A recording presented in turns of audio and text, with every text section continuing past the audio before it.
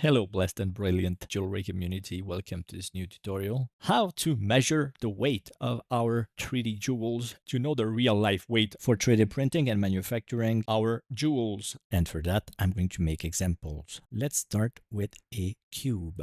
So remember, here are the dimensions 2m, 2 meters. In real life, that is going to be 2 millimeters. And you don't have to believe me, but you can test it very simply by exporting this cube as it comes as an STL and 3D print it in real life and take the real life measurement, and you will see that I'm telling the truth because that's my job. And for now, I'm talking about the dimensions, measurements. Obviously, that will have to do with the weight because we are here to talk about the weight, but to talk about the weight, we need to know about the dimensions in the 3D software and in real life when 3D printing and manufacturing. So for now, just note that you don't need to change the Blender metric system. It works 1,000 times smaller in relation to real life 3D printing and manufacturing. And now for the example, I'm going to make the cube bigger. I'm going to use a 10 millimeters cube. And now I'm going to go to File, Export, STL. Selection only, 10 millimeter cube reference, export STL.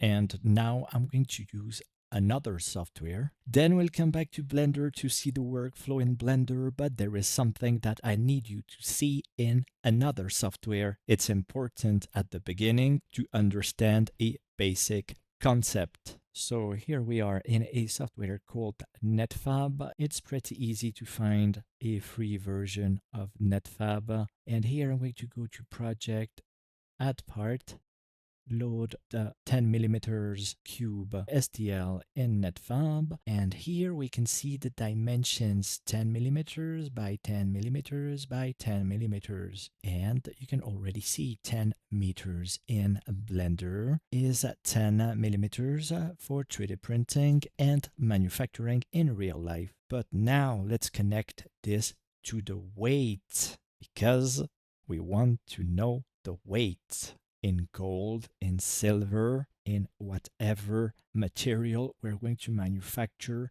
our jewel. The volume. We need to know the volume of the 3D mesh, the 3D jewel, the 3D jewelry design. And here we have 1 cubic centimeter. 10 millimeters multiplied by 10 millimeters multiplied by 10 millimeters. Now you need to know the density of your material in the real world because we're going to connect the volume, 1 cubic centimeter, with the real world thanks to the density because the density is the mass per unit of volume, and we're going to get the grams per cubic centimeter. So then obviously you need to know the density of your material.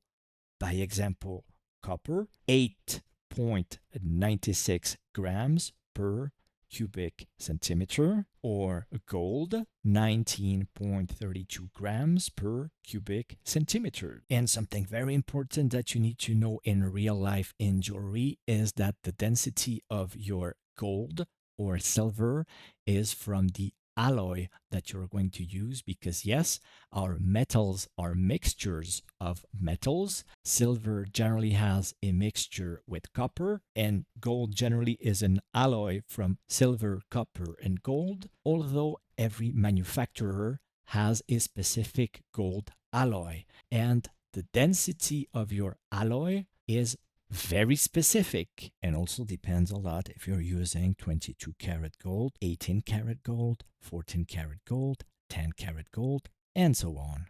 And you need to ask the people, business, or company selling you the gold to tell you exactly the density of your gold alloy because almost every metal used specifically for casting jewelry is almost always an alloy. And trying to guess the correct density of your alloy will systematically fail and your weight calculations will be completely wrong, and it's very important to get it right in our business. The density of your alloy in grams per cubic centimeter is something that you need to know in order to determine the real-life weight based on the volume of your STL file. That is the 3D model of your 3D jewel to be 3D printed, casted in metal, and manufactured as a jewel in real life. And very obviously now, let's see the workflow to get the volume of our 3D jewel right here directly in Blender. So if I select a mesh, I only have the dimensions. What we need to do is go to Edit, Preferences. So as you know, here in Blender, we have add-ons, now called extensions, and you are going to search for 3D Print Toolbox. We're going to install it. So obviously you need to be connected to the internet. And now in add-ons, you can see that the 3D Print Toolbox is enabled. And now here in the tabs, I have the 3D Print tab from that add-on, and we can check the volume here. And now I'm getting the volume in cubic meters. And I showed earlier that these are cubic millimeters in real life. So it means that we have 508 cubic millimeters for the volume of this signet ring in real life. And these are 0.508 cubic centimeters, because to get from cubic millimeters to cubic centimeters in real life, it's 1,000 times division. So the volume of this 3D mesh in real life is 0.508 cubic centimeters. So now the weight of the jewel is the volume 0.508 cubic centimeters multiplied by the density of my 18 karat gold. By example, I want to manufacture this signet ring in 18 karat white gold. And the density of the white gold that I use is 17.5 grams per cubic centimeters. So the weight is 17.5 multiplied by the volume 0.508, and that gives us a weight of 8.89 grams for this 18 karat white gold signet ring for casting and manufacturing of this jewel in real life. And these are very basic calculations that every jeweler and jewelry designer must know. Okay, so for this first example, this 18 karat white gold signet ring size 7 American, we get a weight of 8.89 grams.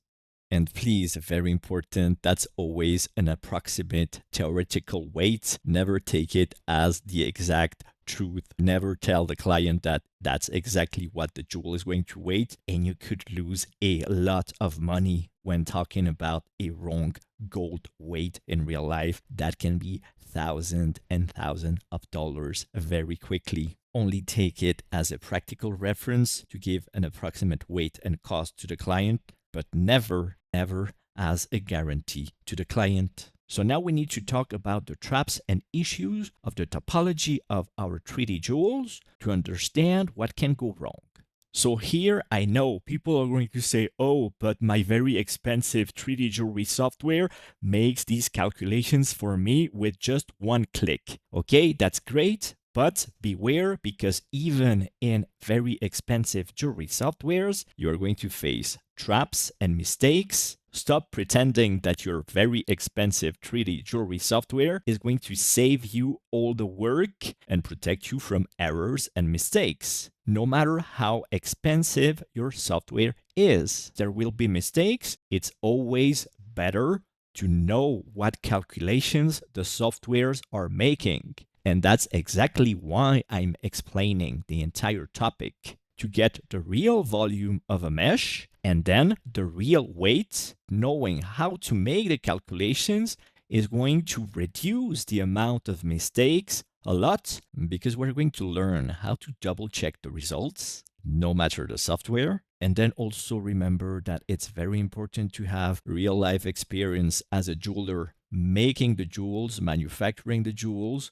because you will also feel when something is wrong. You know, that very specific feeling when something seems out of place. And for that, there is nothing like real life experience. So by example here, in this 3D model, in this 3D jewel, I have a lot of modifiers here in Blender. What I do first is File, Export, STL, Selection Only, and export the STL right away first. So now let's go to File, Import STL, and bring the STL right here right away. Now, like it or not, the best advice, the best practice is do a remesh modifier. Adapt the voxel size to your needs, apply it, then also use the decimate modifier so your next STL export won't be too heavy. There you go. And now calculate the volume again. Then also go to NetFab and open your STL right here. Signet ring example. There you go. Volume 0.51. That's exactly the same volume, only with 2 decimals. This is a double check. The volume hasn't changed. That's good.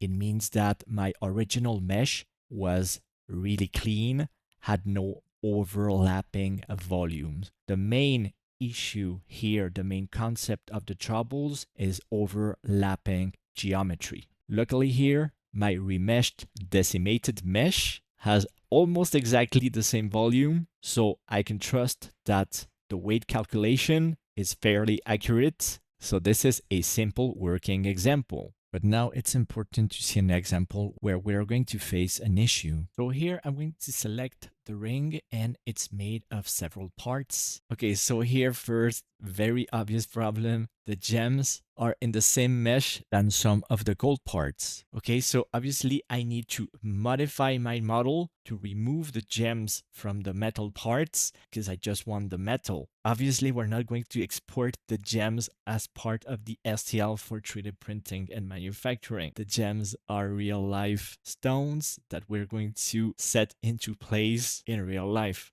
Please. So here I need to select these settings. Go to edit mode, deselect everything with Alt A. Then I can select by material and separate the selection. Okay, the other gem here is by itself. And now we can even hide the gems with H. There you go. Here we have some cutters. Let's remove that. That's the metal. Let's select the body and the elements in 14 karat gold this time. And I'm going to go to File, Export, STL, Halo Ring Example, Selection Only, Export STL. Now let's go to File, Import STL, Halo Ring Example. Here it is. 3D print. Check the volume, 361 cubic millimeters in real life. And let's open the Halo Ring STL here in NetFab to double check as I recommended the process. Okay, and here the STL is broken and we have some inverted parts in red, and that's a red flag. So the mesh itself is not even in a good state. So this warning of the topology of the mesh is also a warning that very probably the calculation of the volume itself is somewhere, somehow wrong. So here right away at first, I'm not going to trust this volume. And I'm going to turn on the face orientation, go to edit mode, select everything, recalculate the normals to the outside. That's an Alt N to the outside, exit edit mode. Okay, I've corrected the orientation of the normals. And now we're going to check the volume again here in Blender. And you can see that the volume has changed pretty much, because now the volume is 403 cubic millimeters. And like I said, in gold, that's a lot of difference. So I'm going to go to File, Export STL again, overwrite the Halo Ring. I'm going to open it again in NetFab right here, the Halo Ring. And we can see that the volume now here is also 0.40 cubic centimeters. Good. But there is something else that we need to check, because let's go back to Blender and let's go to edit mode. I'm going to deselect everything and I'm going to try to select a part of the ring, this base by example. Okay, and something very important, the prongs are getting on the inside of that other element. The body, the prongs, the settings, they are all overlapping volumes. And believe me, that can be a very important issue. I'm going to show that I need to remesh. As always, that's what I said, because It's part of the double check, remesh. I'm going to decimate. That's just to reduce the size of the STL file, nothing else, but that's important also. Okay, and I'm going to go to File, Export STL, overwrite again. There we go. I'm going to raise this STL here, and I'm going to go to File, Import STL again, and bring the new version here. And let's double check the volume. Okay, it's smaller, but guess what? I'm trusting this last calculation more than the previous one, and it's correctly slightly lower because remember that we had some overlapping volumes, and overlapping volumes get calculated several times, even if they're overlapping, because volume is volume. And that's how the calculations in the softwares work in any software, unless you remesh your mesh and get one solid shell mesh for 3D printing. Okay, so here in Blender, volume 394 cubic millimeters, and let's go to Netfab again and import the new remeshed halo ring STL, and you can see that the volume here also reflects the small change in the volume, 0.39 cubic centimeters. So now I can proceed to the calculation of the weight of the halo ring. It's 0.39 cubic centimeters multiplied by 13.5 grams per cubic centimeters. And for my 14 karat yellow gold alloy, this gives us a real life weight of 5.319 grams. And that weight seems pretty realistic given the slight slim design of this jewel. So this was a technical tutorial about calculating the real-life weight of our 3D jewels for 3D printing and real-life manufacturing. Thanks for supporting my channel and my work by buying my assets on SUPERHIVE Blender Market or becoming members of the channel. Have a nice day, take care, and see you soon.